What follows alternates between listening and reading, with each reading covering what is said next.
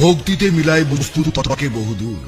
কামরূপ ও আসাম, পানাম, ত্রিনাং থেকে বিশেষ প্রশিক্ষণ প্রাপ্ত তান্ত্রিক জগতের শিরোমণি আধ্যাত্মিক সাধক পানাম হতে 14 বছরের অভিজ্ঞতায় ভারত ভ্রমণে একমাত্র তিনি চ্যালেঞ্জ সহকারে তান্ত্রিক সমস্যার সমাধান দিয়ে থাকেন।